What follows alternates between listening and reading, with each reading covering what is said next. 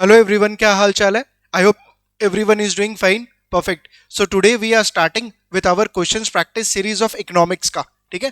तो अभी तक अपने इक्विटी, फिक्स्ड इनकम, क्यूएम भी टच किए हैं, एफएसए एफएसए भी किए हैं, सॉरी एथिक्स भी किए हैं, but we have not started with economics. तो आई थॉट कि एक बार इकोनॉमिक्स भी स्टार्ट करते हैं. क्यूएम ऑलरेडी 20 क्वेश्चन हुआ है, ऑब्वियसली और भी करेंगे, बट आज प्लान है इकोनॉमिक्स करने का. ठीक है, चलिए स्टार्ट करते हैं economics. Question number 1. The main objective of the world bank group. World bank का मेन ऑब्जेक्टिव क्या था? अगर कोई को याद है तो पॉवर्टी. कि कोई भी कंट्री अगर पॉवर्टी में है उसको बाहर निकालना है, that is the main objective. ये दिमाग में रखना है आपको. पहला दिया है support exchange rate stability and and an open system of international payment. Exchange rate stability किसका ऑब्जेक्टिव है? इंटरनेशनल पेमेंट किसका ऑब्जेक्टिव है? IMF, international monetary fund. Provide the legal and institutional foundation of the multinational trading system. This is the objective of WTO. Excuse me. World trade organisation का objective है WTO का. Option number C. Help developing countries, जो emerging countries है, fight poverty and enhance environmentally sound economic growth. Option number C is correct. Next, question number 2. Which of the following is an expansionary fiscal policy? Expansionary fiscal policy क्या था? About the taxes. Sir government जो taxes collect कर रहा है, government जो खर्चा कर रहा है. और एक्सपेंशनरी का मतलब क्या? कि सर गवर्नमेंट अपना खर्चा बढ़ा रहा है या टैक्स कम कर रहा है. ठीक है, fiscal policy.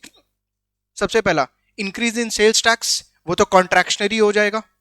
A decrease in the interest rate, ये तो मॉनेटरी पॉलिसी हो गया. Monetary policy is related to interest rate, और डिक्रीज है तो एक्सपेंशनरी मॉनेटरी पॉलिसी हो गया ये. Option number C. In public spending on infrastructure, which of the following is an expansionary. Public spending infrastructure पे अगर हो रहा है तो obviously that is expansionary fiscal policy. Government अपने एक्सपेंसेस इंक्रीज कर रहा है. Perfect. Excuse me. Option number C is correct. Next, question number 3. If the spot rate for AUD oblique USD is the base currency, is 1.478 and the 1 month forward points are negative sorry 16. The 1 month forward rate for AUD per USD is closest to. Forward rate निकालना है and अपने को forward points दिया हुआ है. कैसे करेंगे? Spot rate is 1.478, forward points is negative 16, 1.4780. Excuse me.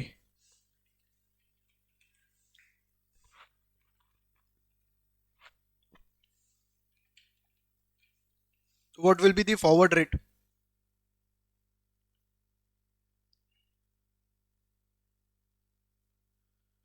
Since ये forward points है तो 1 2 3 4 डेसिमल्स है डिवाइडेड बाई 10,000. बताना.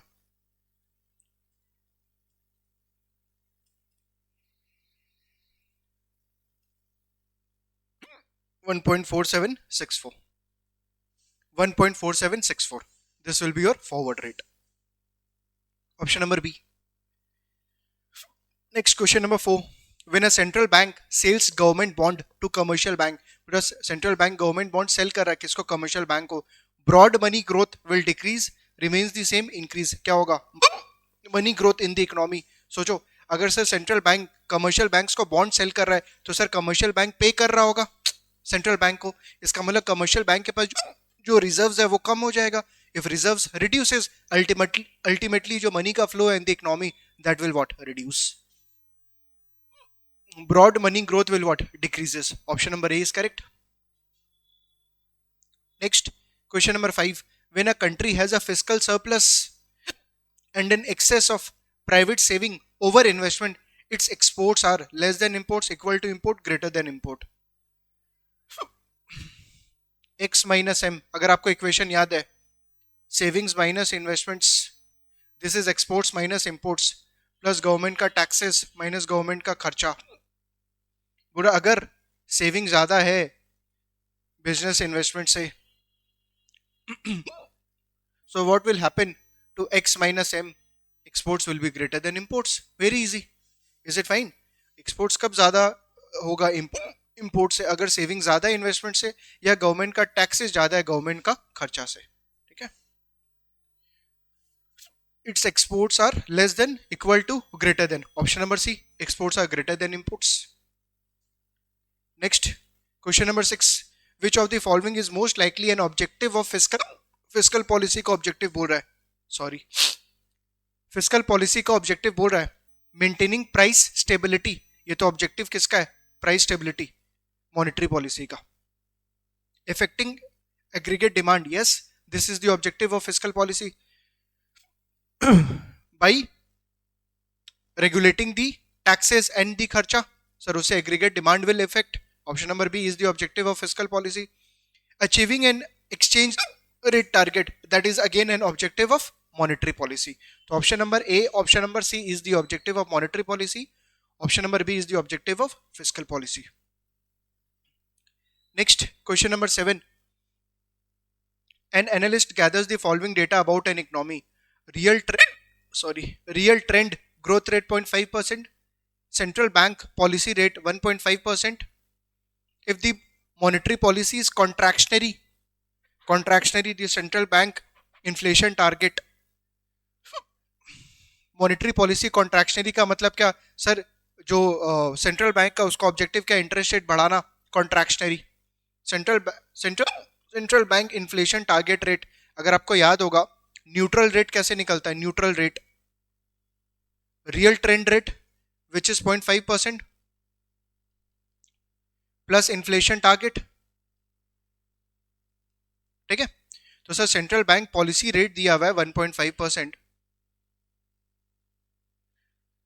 और कॉन्ट्रैक्शनरी बोल रहा है, कॉन्ट्रैक्शनरी फॉलो करेगा, तो sir 1.5 should be greater than what, neutral rate.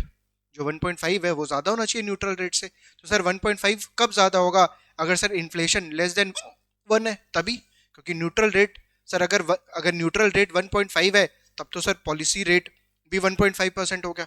तो सर अगर कॉन्ट्रैक्शनरी पॉलिसी फॉलो करना है मतलब पॉलिसी रेट जो होगा वो न्यूट्रल रेट से ज्यादा होगा। एंड न्यूट्रल रेट में सर 0.5% अगर रियल ट्रेंड है तो inflation target has to be less than 1%. Is it fine? Central bank inflation target shall be less than 1%. Yes, option number A is correct. Question number 8. An analyst gathers the following information in dollar millions about a firm's operating in a perfectly competitive market. Variable cost 700, fixed cost 400. If the firm's total revenue is 1000, the firm should stay in the market in both short run and the long run.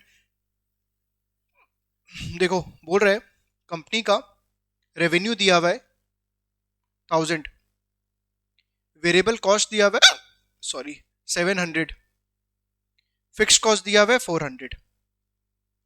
Sir total revenue क्या variable cost को cover कर रहा है? Yes. 300 ज्यादा है तो sir अपने short run में इस कंपनी को चला सकते हैं, क्योंकि अगर अपने शॉर्ट रन के अंदर में मतलब कंपनी को नहीं चलाएंगे तो भी अपना फिक्स्ड कॉस्ट लगेगा 400। तो सर अगर अपने चलाते हैं तो अपना फिक्स्ड कॉस्ट जो 400 है वो 300 से कम हो जाएगा, because we are able to cover 300।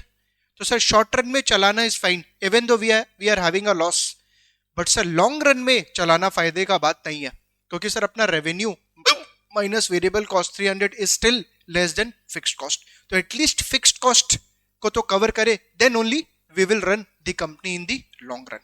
तो सर शॉर्ट रन में चला सकते हैं बट लॉन्ग रन में नहीं चला सकते। तो if the firms total revenue is 1000, the firm should stay in the market in both short term and long run. Wrong, should stay in the market in the short run and exit the market in the long run. Yes, option number B is correct. Sorry, बार बार हिचकी हो रहा है। तो short run में अपने चला सकते हैं बट लॉन्ग रन में नहीं।